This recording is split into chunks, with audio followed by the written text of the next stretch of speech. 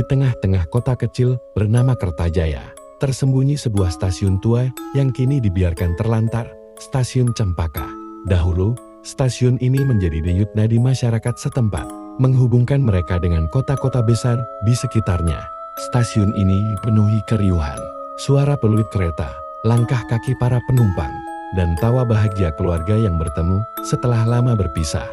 Namun, semua itu berubah sekitar 30 tahun yang lalu, ketika sebuah tragedi mengubah citra stasiun. Cempaka menjadi tempat yang dipenuhi cerita horor dan misteri. Kini, yang tersisa hanyalah sisa-sisa kejayaannya. Rel-rel yang berkarat membelah tanah penuh rumput liar. Lampu-lampu yang dulu menerangi kini pecah dan tergantung miring.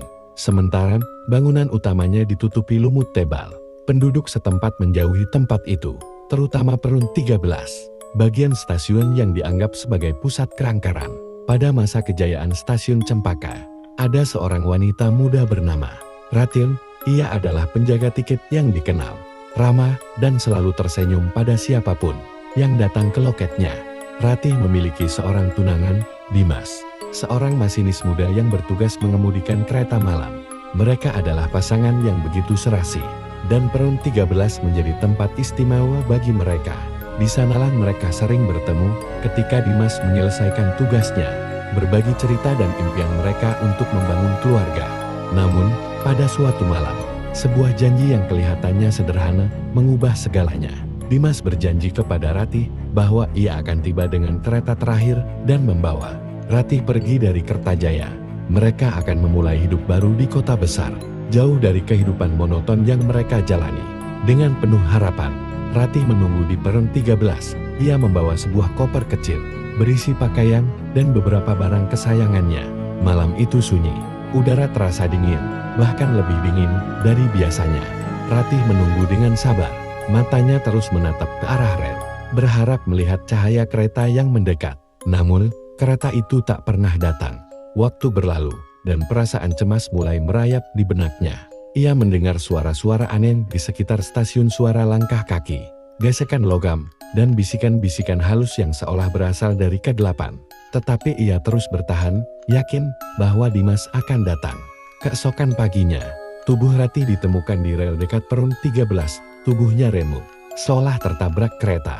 Namun, anehnya, tidak ada laporan kereta yang melintas malam itu. Penduduk desa geger. Beberapa orang percaya bahwa Ratih sengaja bunuh diri karena putus asa. Namun, ada juga yang percaya bahwa ada kekuatan gaib yang terlibat. Setelah kematian Ratih, Perun 13 menjadi tempat yang menakutkan. Para pekerja stasiun mulai melaporkan kejadian-kejadian aneh. Mereka mendengar suara tangis di malam hari, melihat bayangan putih melintas di rel, atau merasakan udara dingin yang tiba-tiba menghantam tubuh mereka. Penumpang yang menunggu kereta malam sering mengeluhkan perasaan seperti diawasi. Meski peron itu tampak kosong, cerita tentang Perun 13 semakin menyeramkan ketika beberapa orang mulai hilang tanpa jejak setelah mencoba menyelidiki stasiun itu. Orang-orang mulai percaya bahwa arwah Ratih masih gentayangan di sana, menunggu kereta yang tak pernah tiba. Cerita-cerita seram itu menarik perhatian dua pemuda pemberani bernama Riko dan Dito. Mereka seringkali mencari tantangan di tempat-tempat angker untuk membuktikan bahwa semua cerita itu hanyalah mitos. Ketika mendengar cerita tentang Perun 13, mereka merasa tertantang untuk membuktikan bahwa tidak ada yang perlu ditakutkan. Ayo, Dit, kita buktikan kalau itu cuma cerita bohong. Lagi pula, siapa yang percaya hantu di zaman sekarang? Kata Riko dengan nada penuh percaya diri. Dito awalnya ragu. Aku nggak yakin, Rik. Banyak yang bilang mereka lihat sesuatu di sana. Kalau benar ada hantu, bagaimana? Riko tertawa kecil. Hantu itu cuma di film. Kita bawa senter, kamera, dan tinggal sebentar saja. Lagi pula, kalau kita berhasil merekam sesuatu, kita bisa jadi viral. Setelah beberapa saat berdebat, Dito akhirnya setuju. Malam itu, sekitar pukul 11, mereka berangkat ke stasiun tua dengan membawa senter, kamera, dan sedikit keberanian. Saat tiba di stasiun, suasana begitu sunyi. Angin malam bertiup pelan, membawa aroma besi tua dan tanah basah. Cahaya bulan yang redup membuat bayangan-bayangan aneh di sekitar mereka. Lihat itu, di stasiun ini benar-benar seperti tempat di film horor.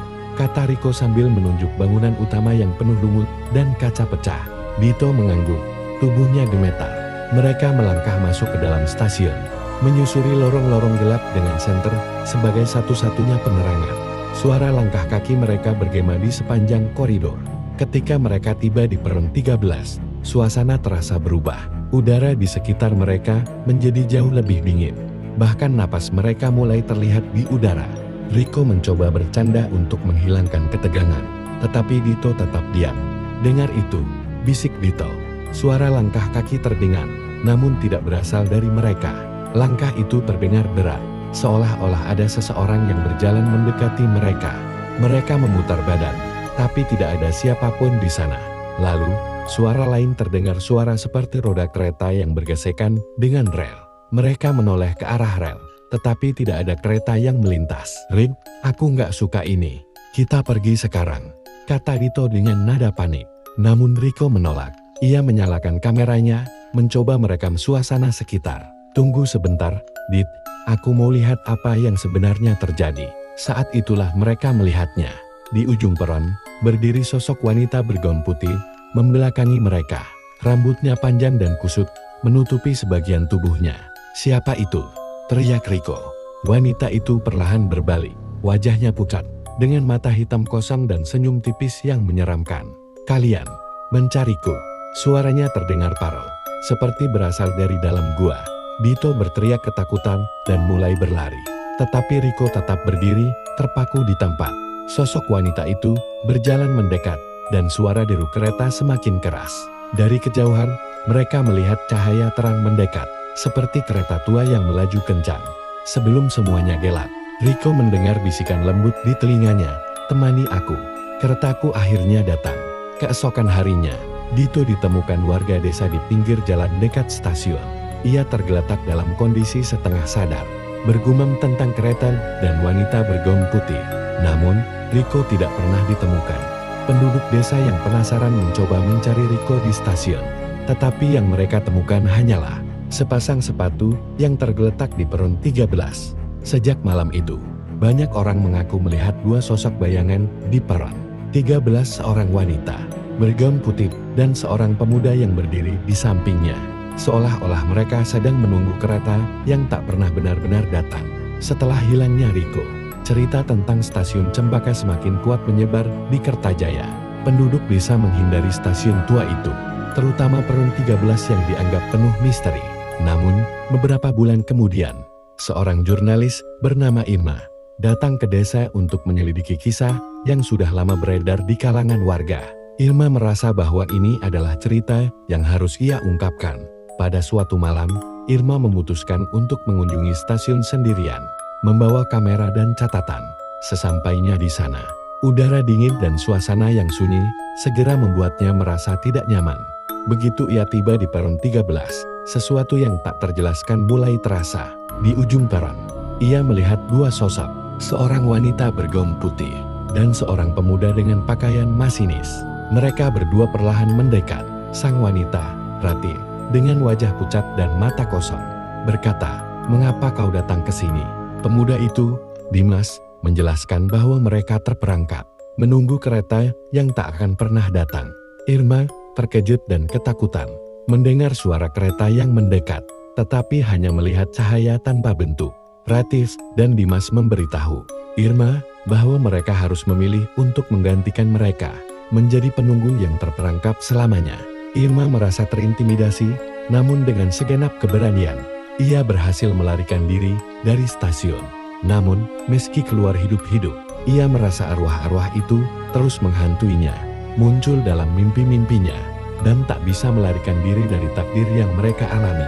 Beberapa hari kemudian, saat Irma bersiap meninggalkan Kertajaya, ia kembali melihat bayangan Retil dan Dimas di peron. Kini, ia merasa bahwa takdirnya telah terikat dengan mereka, dan ia pun menjadi penjaga baru. Peron 13 terperangkap, menunggu kereta yang tak akan pernah datang selamanya. Sekian, terima kasih telah mengikuti channel kami. Jangan lupa like, komen, dan subscribe. Untuk kalian yang mau request cerita silahkan komen di bawah. Terima kasih.